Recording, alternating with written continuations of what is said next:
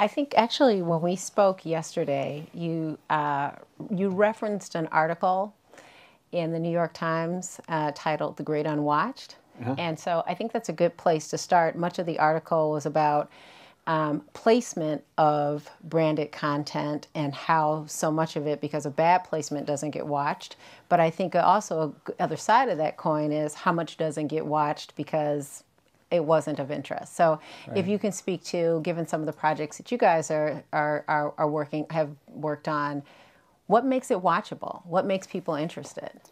Right. Well, I mean, I think a lot of what's been touched on here has covered that. So I might get at it different ways. You know, I think the happiness machine is really resonant behavior. It maps to Coke's purpose, which is about sharing happiness. I think what Mitchell said about creating a value exchange is extremely important. We really focus on that, giving something back in whatever form. In terms of making people want to do stuff, since the entire world to us is opt-in and transparent. So, you know, I think that, I guess the worry would be, and I sort of wish there were more of your ilk in the audience, is that we don't, again, very, very quickly start talking to ourselves. I think it's really important not to presume that anybody cares, even if you're doing something long format that runs on a phone. That doesn't have logos and voiceover screaming at you. It's really important, since people are choosing to engage with this, that you figure out what they might want and what might enhance their experience in a useful way or an entertaining way or both. Yeah. Yeah.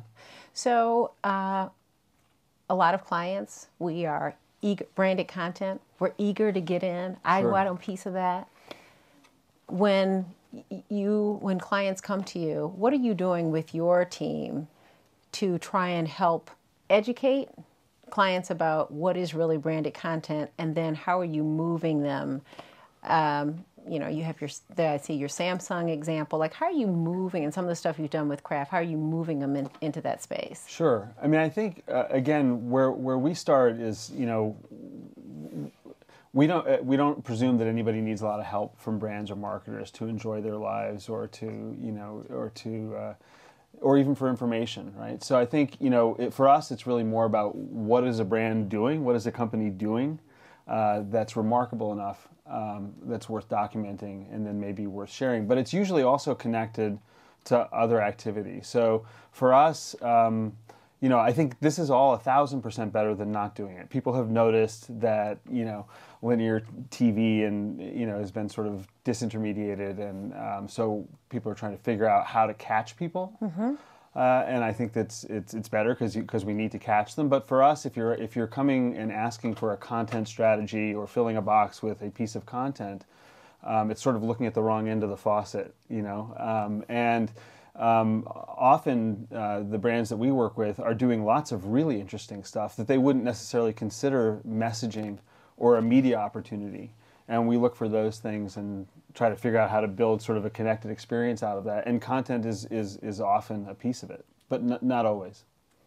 And so to the point about developing a strategy, how prepared do I need to be when I come and say, I want to get into this branded content space? How do you work with? Are you actively helping to work with clients to help them frame? Absolutely. Is it better for us to kind of stay out of it a bit? It's better if you want to work with us, right? So it's kind of like it's a bit of an anthropological exploration into you know, what the people that you hope to engage with are doing and how you might gracefully coincide with that.